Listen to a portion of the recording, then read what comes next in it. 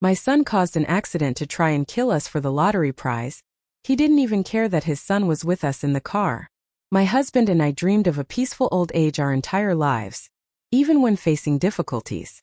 When we won the lottery, we thought it was finally our time to rest in peace. But what seemed like a gift from heaven turned into the beginning of a nightmare. Our youngest son changed in ways I could never imagine, and what followed was a sequence of pain, betrayal, and irreversible choices. Today, I tell this story so that others know that, even in the greatest tragedies, it is possible to find strength to carry on. I'm happy to have you here. Follow my story to the end and comment the city you're watching from so I can see how far my story has reached. I always lived with little, but I never felt poor. Thomas and I built a life based on what was essential: respect, honesty, love. Every penny was accounted for, but every gesture of affection multiplied our days. Sometimes we would sit at night hands clasped, imagining what it would be like to have a little house of our own, a garden with flowers and a swing for our grandchildren. They were simple dreams but sweet, like the warm tea he brought me before bed. He played the lottery every month without fail. He said it was just in case. But I knew that deep down he nourished that flame of hope. When the children were little, we would laugh together about the crazy plans we'd make if we won. Trips, renovations, gifts. And then we'd return to our routine, as if dreaming was no big deal. Still, that little piece of paper always came home in his pocket. I never criticized this habit. On the contrary, I thought it was beautiful to see someone allowing themselves to hope for a miracle. While many just survived time, we insisted on making it a place to believe. Our children grew up seeing this silent optimism, and even if they didn't say it, I think they also learned to dream. Life went on with its routines, its struggles, its modest rewards, until the day everything changed. And then, the numbers he always played finally came out. His reaction was pure shock. Thomas stared at the screen as if seeing a ghost. Not understanding, I asked what was happening, and he just fell to his knees crying. $100 million. $100 million. That was beyond our comprehension. We cried together, embracing on the kitchen floor, as if we had just received a new life.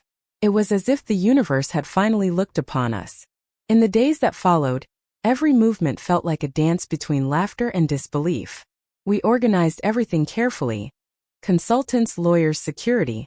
Thomas said our first step would be to buy our dream home. We chose a small farm with a porch, an orchard, and quiet. For the first time, we could breathe deeply without the weight of bills. And with that, dream bigger. Derek was happy for us, genuinely. Cynthia too. Brandon, he smiled, but his gaze seemed distant. I preferred to believe it was just surprise. A time to adapt to such a new reality. With Lucas running on the grass, and Thomas tending to the jabuticaba trees, I felt whole. It was like living inside a painting I had mentally envisioned for years. But not everyone saw it as a blessing. Brandon started acting strange, almost imperceptibly at first. He avoided deep conversations, checked his phone frequently, and always seemed irritated. When we offered him a symbolic gift, a comfortable house and a generous sum, he reacted coldly. He said it wasn't enough, that he expected more. That hurt me in a way I can't even describe. As if gratitude had ceased to exist. I thought it was just a phase, perhaps poorly expressed frustration. I talked to Thomas, who also noticed our son's detachment. We tried to get closer with simple gestures. An invitation to dinner, a request for help in the garden, a chat over coffee. Brandon refused everything with vague excuses. And when he did come, he seemed to be somewhere else, absent, disconnected from the reality we built with such care.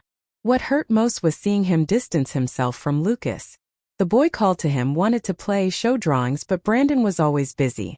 Cynthia tried to hide her discomfort, but I saw her eyes well up when she thought no one was looking. It was as if Brandon was at war with a life that, in our eyes, was everything we had ever wanted. But for him, perhaps it was just a prison. I started to wonder, where did we go wrong? Did overprotection prevent him from maturing? Or was it precisely because we had so little that he grew up craving everything? Questions piled up in my mind, but the answers seemed to slip through my fingers. I wanted to believe there was still time to rescue him, but what I saw was an abyss slowly opening between us. It was as if I no longer recognized my own son. Brandon appeared one day unexpectedly, slamming the door shut, his eyes burning. He said he needed to talk, that all of this was unfair. He complained about the amount we had given him, about the house, about the sum deposited in his account. "Is that all?" he repeated, as if each word was a punch to my chest. Thomas tried to calm him, explaining that it was more than anyone could ever dream of. But he wouldn't listen. He paced in circles, gesticulating, talking loudly about friends who had more, about investments that could change everything. I asked what he really wanted, and he replied, "Everything. I want everything." It was as if the son we raised had vanished, replaced by someone obsessed, hungry for something he couldn't even name. A voracious emptiness, impossible to fill with love or reason. I felt my heart shrivel right there in the living room. He didn't speak as a son. He spoke as someone who calculates, demands, takes. As if what we had built together, the sacrifices, the smiles, the simple dinners with sincere laughter, no longer held any value. Brandon spoke in figures, comparisons, status. And the more he spoke, the further he pushed me from the boy who once flew kites in our makeshift backyard. "Is that all you think I'm worth?" Cynthia still believed there was a chance. She sat with him one night and tried to talk calmly, reminding him of their son, of what they had together. She still loved him, even though hurt, even though disappointed. But he listened with disdain, arms crossed, like someone who had already decided everything. With each answer, her hope faded a little more. And then came the final sentence. "I want a divorce." Those words cut the air like shattered glass. Cynthia didn't say anything immediately. She just closed her eyes, as if she needed to wake up from a nightmare. Brandon packed a small suitcase, left without looking back. Not even Lucas got a last hug. The house, once full of children's noises and shared plans, now seemed like an abandoned temple. I ran after him, tried to make him stop, talk, remember who he was. But he ignored me, walking through the door as if I were part of a scene he wanted to escape. I asked what he thought he would find out there. He replied coldly, "Freedom. I wasn't born for this mediocre life." And then he disappeared down the sidewalk, as if he had never belonged to that family. "I wasn't born for this mediocre life," he said, leaving home. I spent days trying to understand. I sent messages, called, waited. Sometimes Lucas would ask me when his dad was coming back, and I would swallow my tears, saying he needed some time. A compassionate lie which hurt more with each repetition. When Brandon finally answered one of my calls, I asked to meet. He reluctantly agreed, and I went to him with a broken heart. We sat in a cafe, but he wouldn't look me in the eye. He seemed distant, bothered by my presence. I tried to remind him of his childhood, of the good times, of what we could still rebuild. I spoke of our grandson, of Cynthia, of the love he seemed to have forgotten. But every word seemed to hit an invisible wall. He shook his head, bored, as if doing me a favor. When he finally got up without saying goodbye, I grabbed his arm and pleaded, "Brandon, please, don't give up on us." He looked at me fixedly. But what I saw there was no longer my son. It was someone with a hardened heart, lost in an ambition that corrupted even the most sacred bonds. The boy I raised with so much love was fading away, like a dream ending badly. For the first time, he looked at me as if I were an enemy. The first news arrived like silent knives. Photos on celebrity websites, sensational headlines. Brandon at luxurious parties, surrounded by women and champagne flutes.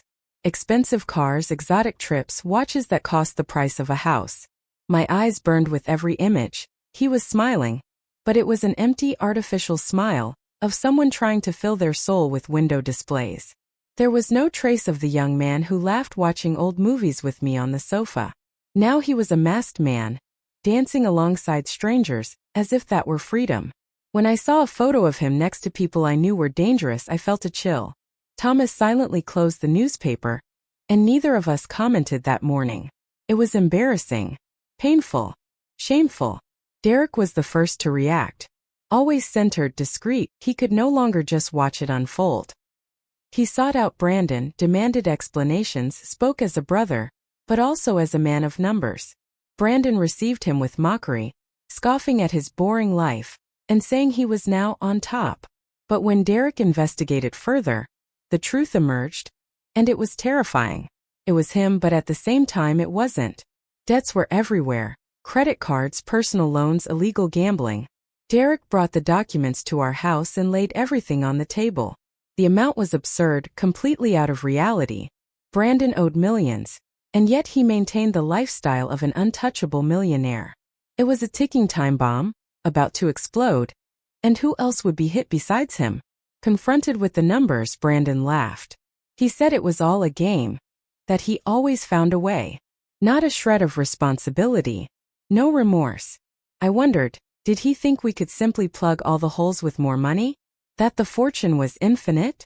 Derek firm said he wouldn't give another cent, that it was time to face reality. Brandon just shrugged. That put us on alert. What if he tried to manipulate us? What if he resorted to desperate measures? Thomas wanted to talk to him one last time man to man, to say there was still time to stop, to rebuild. So, at a solemn meeting, my husband met him in a parking lot.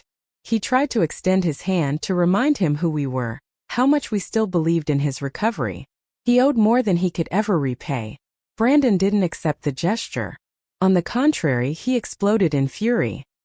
He called Thomas weak, an old-fashioned man, ignorant. That was like a shard of glass piercing my chest. The man who gave us his entire life, now insulted by his own son. And then Brandon spat on the ground, an act of raw, unmasked, unrestrained contempt. Thomas returned home silently, eyes teary, heartbroken. We sat at the table that night without eating. The silence said more than any words. Lucas slept. Cynthia tried to maintain a routine, but the atmosphere hung heavy like lead. I wanted to protect everyone, but I felt the danger now came from within, from someone who should love us. And yet, I still wanted to save him. Part of me still believed he could come back. But something dark was growing. And it was just beginning. Brandon spat on the ground and said he didn't need anyone. He appeared at the door on a rainy afternoon without warning. His face was thinner, his beard unshaven, and his gaze carried something difficult to define. Before I could say anything, he hugged me tightly, as he hadn't done in a long time. "I'm sorry, Mom," he whispered, his voice choked. My heart, always ready to forgive, yielded a little, even with the memory still bleeding. Thomas arrived shortly after, and the two looked at each other for a few seconds that felt like hours. Brandon cried genuinely at that moment. He said he felt lost, that he had done everything wrong, that he needed us. I wanted to believe him. I needed to believe him. The pain was so great that any sign of his return seemed like a miracle. We sat down for dinner. He ate little but talked a lot. About regret, about how money had distanced him from who he was. He said he wanted to be a father, a son, a family again. He looked at me with tear-filled eyes and asked if there was still room for him there. Thomas squeezed his hand under the table. I couldn't respond with words, only nodded slowly. "We can start over," he said, his eyes watery. In the following days he started showing up frequently. He brought flowers, helped in the garden, asked about Lucas. Cynthia, still hurt, hesitated but also seemed to want to believe. I saw a genuine effort in his gestures, but there was something in his gaze that bothered me. A false glint, like someone acting. And that made me uneasy, even as I tried to suppress the feeling. One afternoon, I saw Brandon observing the house with a strange look, as if he were calculating, not admiring. When I asked if everything was all right, he smiled and said it was just nostalgia. But my heart tightened. It was a silent tightening, the kind that can't be explained by logic, only by instinct. And mine screamed in alarm. I talked to Thomas that night. He believed our son was truly trying to change, that the time away had brought reflection. I wanted to believe it too. But the memories of his harsh words, his cold glances were still too vivid. Even with his sweet gestures, there was a space between us. A space that seemed to grow in the silence. Why did my heart ache even hearing such beautiful words? It was on a sunny Sunday that he floated the idea. A short trip, just us, like old times. He said it was a way to start over, to leave the past behind. He spoke with enthusiasm, showed pictures of the place, said he had booked a rustic inn. Lucas got excited, Cynthia hesitated, and Thomas accepted with a hopeful smile. I remained silent. I wanted to say no, but I couldn't. I was overcome by the desire for healing, for rebuilding. Perhaps deep down I wanted to give him one more chance, even with my intuition on alert. The idea of seeing our family reunited again, even for a few days, seemed irresistible. Still, there was something about the proposal that bothered me. A hurry, a forced naturalness. Before we left, I packed my suitcase with more doubts than clothes. I looked in the mirror and saw a woman torn between love and fear. Brandon said he would take care of everything, that it would be an unforgettable trip. And indeed it was, but not for the reasons he promised. Something inside me already knew. We accepted, but something inside me screamed not to go. The car drove down the road with soft music and subdued smiles. Lucas played with a doll in the back seat. Cynthia looked out the window, and Thomas gently held my hand. Brandon drove with a calm demeanor, telling old jokes, as if he wanted us to forget everything. It was strange to see such harmony after so much chaos. Almost surreal. For a few moments I managed to relax. The trees passed quickly, and the blue sky seemed to conspire in favor of peace. Brandon spoke of trails, landscapes, and how the place was isolated and perfect for rest. Cynthia even smiled at certain points. And Thomas started making plans aloud again, as in times of hope. It was as if time had paused. I tried to hold that moment in my heart. I wanted to believe it was real, that there were no ulterior motives. But even in the smiles, something seemed out of place. Brandon looked in the rearview mirror too much. And at times his silence was louder than any words. But still, I tried not to think. For a moment it seemed like everything was fine. That's when he said he knew a better way. A more beautiful, less crowded route. Thomas and I exchanged glances, but he seemed confident, calm. Cynthia asked if it was safe, and Brandon replied with a smile. He said he had been there before and that it was worth it for the scenery. The change was sudden. We turned onto a dirt road surrounded by tall, dense trees. The asphalt was left behind, and the silence of the forest took over. Lucas fell asleep, which gave us a false sense of tranquility. But my heart raced. Something about that change of route made me uneasy. Thomas asked again if it wasn't better to return to the main road. Brandon just laughed and replied without looking at anyone. "It's just prettier this way," he said without looking me in the eyes. The road became narrower, the curves tighter. The trees covered the sky, casting strange shadows over the car. Brandon accelerated erratically, sometimes too slow, sometimes too fast. Cynthia started to tighten her seatbelt. I felt a growing nausea, a chill that ran down my spine. Something was about to happen and I knew it. I knew it. Suddenly the car skidded. Everything happened too fast. Cynthia's scream, Thomas's attempt to brace himself against the seat, Lucas waking up crying. The sound of tearing metal, shattering glass, the world spinning out of control. I closed my eyes instinctively. An impact. A snap. And then absolute silence. The pain came later. Confused, scattered. I only heard my breathing, broken and weak. I tried to call for Thomas, for Lucas, but my voice wouldn't come out. Everything around seemed still, frozen in time. I didn't know where we were, or if we were alive. The only certainty was the emptiness. The kind of emptiness that only comes after tragedy. Everything went dark. A deadly silence enveloped us.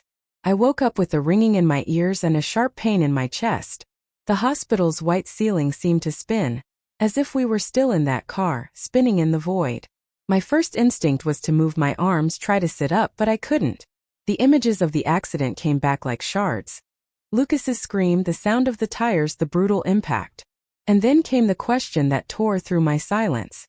Where were the others? Where were Thomas, Lucas, Cynthia? I cried out for them, my voice weak and choked, but no one answered. A nurse appeared and tried to calm me, saying the doctor would explain. But I couldn't wait. I grabbed her arm, pleaded, begged. She hesitated, then whispered that some had been taken to different rooms, that they didn't know everything for sure yet. My heart pounded and tears streamed uncontrollably. The physical pain no longer mattered. I just needed to know. Who had survived? Who was still with me? I closed my eyes and for a moment wished to erase everything, to go back in time to prevent that trip. But it was too late. And now more than ever I needed to know the truth. All of it. My first thought was, did Lucas survive? Thomas entered the room the next day, leaning on a makeshift cane and with a face full of bruises. I cried when I saw him. He cried too. We hugged for long minutes, as if clinging to the only thing that still made sense. And then he told me Lucas was alive. He was under observation with minor scrapes but out of danger. My heart for a moment found a breath of peace. But the next news broke that truce. Cynthia was alive, yes, but seriously injured. She had suffered a severe blow to the head and was in a light coma. Doctors said her condition was stable, but unpredictable. I went to her room, even with my body still aching. I sat by the bed, held her hand. She didn't open her eyes, but she squeezed my hand. That gesture, even a small one, meant everything. There was still life, still hope. I talked to her for hours, recalling moments, telling stories, asking forgiveness for not being able to protect her. Thomas remained outside, visibly shaken. It was hard to accept that the attempt at rebuilding had thrown us back into the abyss. And in the background, an absence began to make noise. She still couldn't speak, but she squeezed my hand. On the third day, a nurse commented on something strange. She said that one of the patients had been discharged suddenly, without medical clearance. My stomach churned. I asked who it was, and she replied without hesitation, Brandon Sullivan. I ran through the corridors looking for records for answers. No one could say for sure when he had left or through which door. Thomas tried to calm me, saying that perhaps he was in shock. But deep inside I knew. Brandon hadn't fled the hospital. He had fled from us. From guilt. From responsibility. From the consequences of what he did. That absence, that haste to disappear, spoke louder than any justification. It was a silence that screamed. From then on, the pain turned into anger. And the anger into a desire to understand. I needed to know what was happening. It was no longer a matter of emotion, it was a matter of truth. Because if Brandon really tried to destroy us, I needed to face him. But to do that, I would have to gather strength I didn't even know I still had. He wasn't hurt. He was running away. Derek appeared at the hospital with a folder full of documents. He had spent the last few days in silence, but he was far from inactive. With a grave expression, he asked to speak with me alone. We sat in the waiting room, and he began to show me the papers. They were policies, new ones. Life insurance policies taken out by Brandon with very high values, naming Thomas and me as beneficiaries. This was done 2 months before the accident, Derek said, his voice controlled. His hands trembled slightly.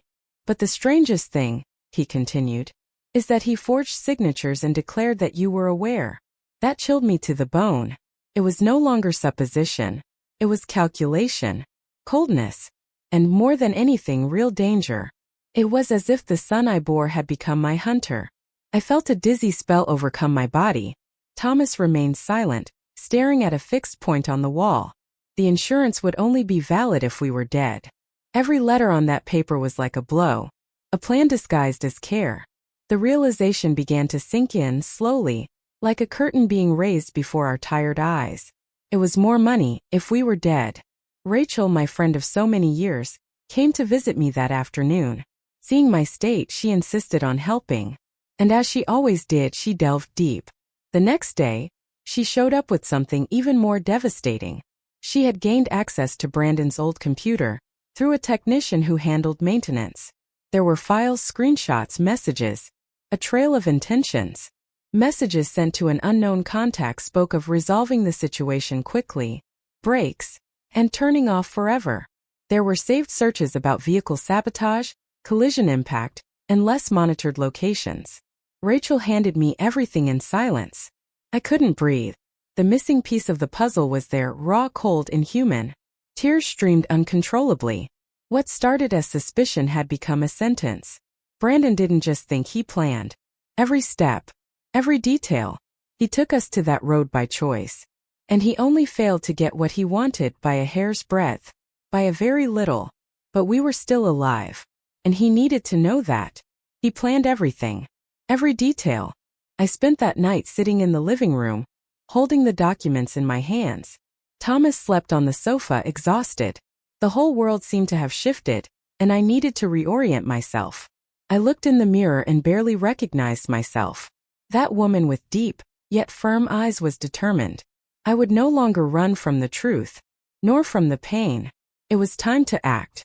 The question was no longer if Brandon tried, but why?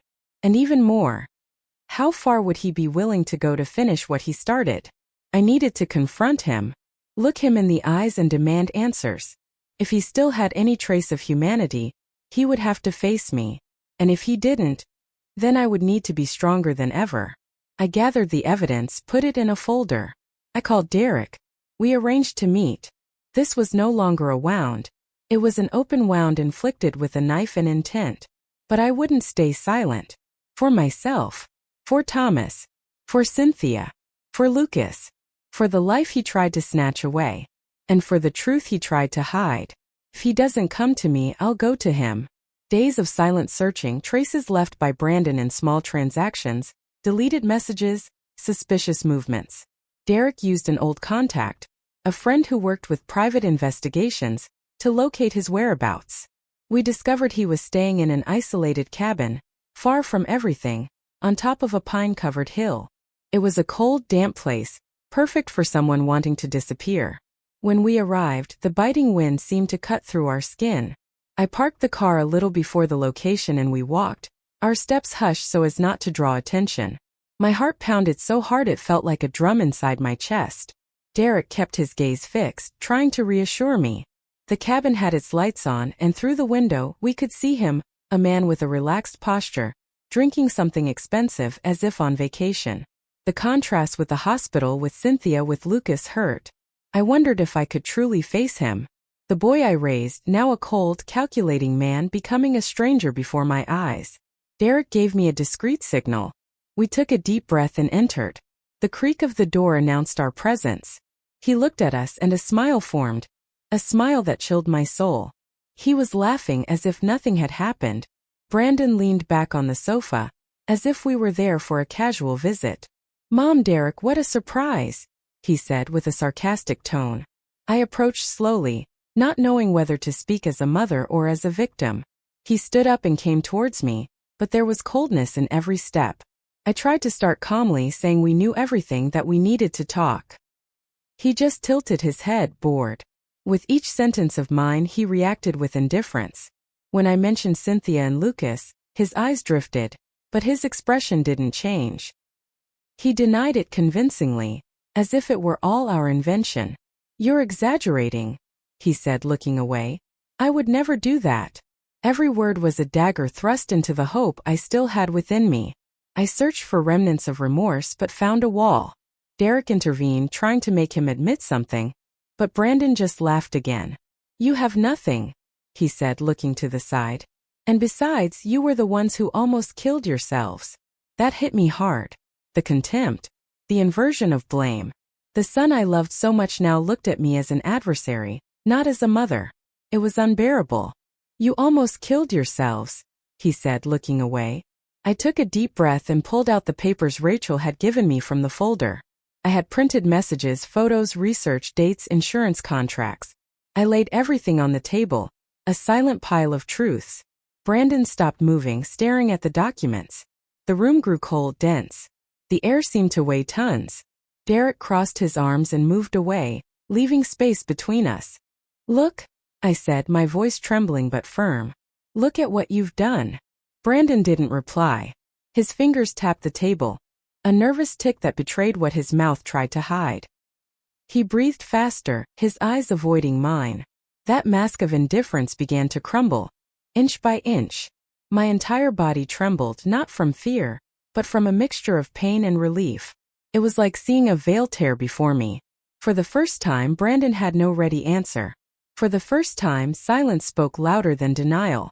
I knew that from then on nothing would be the same, and that the truth was about to come out. His eyes trembled. The mask began to fall.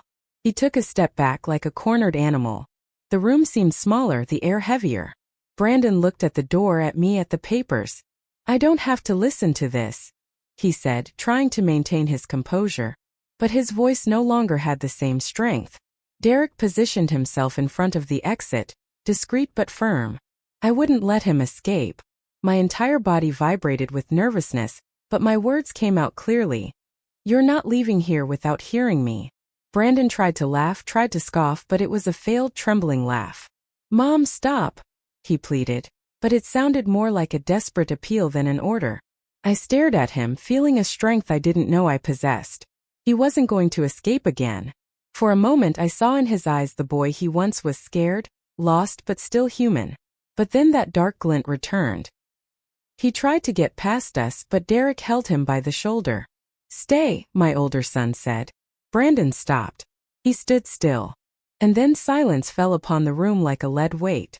But I wasn't going to let him escape so easily. I approached slowly. "Why, Brandon?" I asked. "Why did you try to do this to us?" He didn't answer. His eyes turned red, his breathing ragged. I held the papers and threw them before him. "You planned it. You led us to that road." With each word he shrank a little more. With each phrase the wall of coldness crumbled. Then he cried. Not a light cry but a heavy, convulsive sob, full of years of resentment and guilt. I just wanted it to be over. For everything to be mine. He confessed between sobs. The debts, the demands. I saw no way out. It was the child Brandon and the man Brandon mixing there, in undisguised pain. The moment I both feared and anticipated had finally arrived. That hurt more than any accident, more than any wound. It was the truth, naked and cruel. He had tried to kill us. Tried to kill his own son. The realization hit me like a punch to the stomach. But paradoxically, there was also a strange relief. The mask had finally fallen. I finally saw my son unfiltered, in the abyss of his choice. I just wanted it to be over. For everything to be mine. A noise at the door made me turn. Cynthia was there, pale, her body still fragile but standing. I don't know how much she heard, but her eyes said it all. She approached slowly, without taking her gaze off Brandon. He tried to speak, but the words caught in his throat. The silence that formed was more painful than any argument. "You," she began, but her voice faltered. She gathered her strength and continued.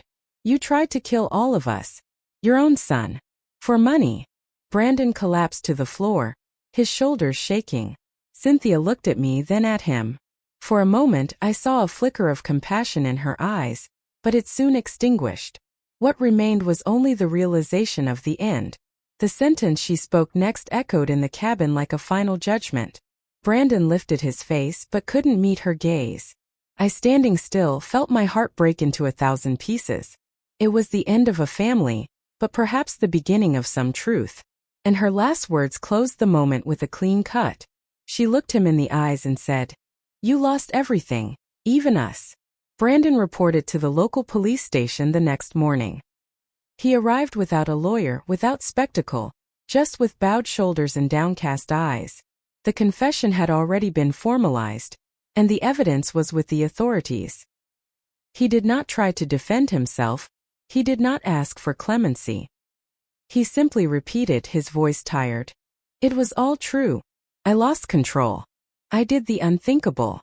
The officer who attended to him remained silent for a few seconds, perhaps not expecting genuine remorse. But Brandon did not shy away from any question. As he signed the papers, he sent me a short message.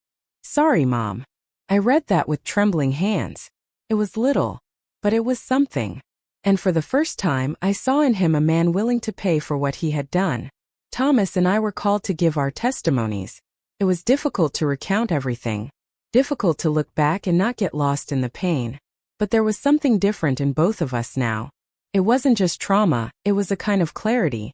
An acceptance that certain pains don't heal completely, but can scar with the right time and continuous love. It was in this spirit that we decided to continue. "I deserve whatever comes," he said, head bowed. We returned home with the feeling that something new needed to be born. Cynthia was still recovering, physically and emotionally. Lucas slept in the guest room and sometimes had nightmares. But the days began to regain color again. Thomas relearned how to smile even if shyly. And I forced myself to return to the garden, to put my hands in the earth. It wasn't easy. Some mornings felt too heavy. But others brought light. Cynthia approached me with more confidence. Lucas started asking more about the flowers, about his grandfather, about simple things. We were rebuilding piece by piece. A home that now needed to be strong not only for us, but for those who still believed in love. Our dinners resumed, albeit in silence. Our hands touched again at the table, our eyes met without fear. We didn't talk much about Brandon, but we also didn't pretend he didn't exist. He was the present absence. The mistake that forced us to rediscover the value of what was essential. Little by little, love returned to fill the house. Derek came to visit us on a Sunday afternoon. He brought spreadsheets, reports, and a proposal. He said he didn't want the lottery money to be a symbol of pain. He wanted to turn it into something useful. He proposed creating a family foundation, focused on psychological and legal support for victims of family crimes. Thomas and I exchanged glances. We cried in silence. It was more than justice. It was reparation. It was giving back to the world something the world had tried to steal from us: faith in people. The idea grew among us. Cynthia, even though still shaken, approved. Lucas, with his innocence, said he wanted to help sad people. And at that moment I understood that tragedy would not be our endpoint. With part of the fortune we began to structure the project. Meetings, donations, partnerships. There was energy in the house again. There was purpose.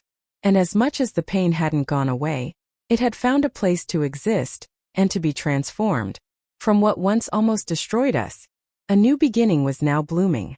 From what remained of the tragedy, something was born that could change lives. I went to the penitentiary on a cloudy afternoon. The path there felt like a tunnel of memories. I still didn't know what I would say, or how I would feel seeing him behind those bars. But I knew I needed to close that cycle. When Brandon saw me enter, his eyes immediately filled with tears. There were no more masks. Just a son devastated by his own choice. We sat face to face. He started mumbling words of apology, but I raised my hand and asked for silence. I didn't come to punish you, Brandon. I came to free you, and to free myself. I said everything I had held inside for months. I spoke of the pain, the disappointment, but also of the love that resisted even when everything else seemed to crumble. And then I looked into his eyes and said, I forgive you. He cried like never before.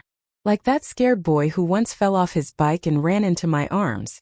Only now there was no embrace. There were bars. But there was also a strange kind of peace. Brandon knew he would never regain what he lost. But perhaps in that gesture, he recovered a part of himself he didn't even remember existed. He cried like never before. We returned home with a mission. The foundation was named Families Reborn. We started small with a few rooms and a few professionals. But the impact grew quickly. The stories we received, yes, they hurt, but they also strengthened us. It was as if every person we helped was another brick in the bridge we were trying to rebuild. The community got involved. Volunteer psychologists, anonymous donations, partnerships. My face ended up in the newspapers, but not as a victim. I was presented as a woman who transformed pain into a path. It was hard to accept praise. I didn't feel like a hero, just someone who survived the worst and chose not to sink with it. That was my mission now. Thomas hugged me more often. Cynthia smiled with more lightness. Lucas drew the foundation's headquarters in his notebooks as if it were a castle. And Derek became the strong arm behind everything. A mended family but firm. The past didn't erase itself, but now it served as fuel for good. And that was enough. We transformed pain into a path. Mornings became peaceful again. The garden bloomed anew. Lucas ran among the rose bushes, and Thomas read his books on the porch. Sometimes Rachel would come for tea with me, and we would talk about the future, no longer about what we had lost. I knew I would still carry scars, but they no longer hurt as they once did. They were part of who I had become. I visited Brandon less frequently, but I never stopped going. There was a part of me that still wanted to see him recover something good. We would never be the same. We would never have what we lost. But there was a serenity in that. In accepting. In moving on. In rewalking the paths with those who chose to walk beside us. Lucas grew up and Cynthia also rebuilt herself. Our home was different, but it was finally a home. The foundation received new families, and the wave of good grew. And I finally could look in the mirror and say, you survived. And you lived. What we did with that was our choice. Choice of love. We didn't forget. But we chose to move forward. Now, I'm curious about you who heard my story. What would you do if you were in my shoes? Have you gone through something similar? Support the channel, subscribe, like, comment, and share this video. I'm leaving another story on the end screen that you'll also like, and it will definitely surprise you. Thank you for watching. See you in the next video.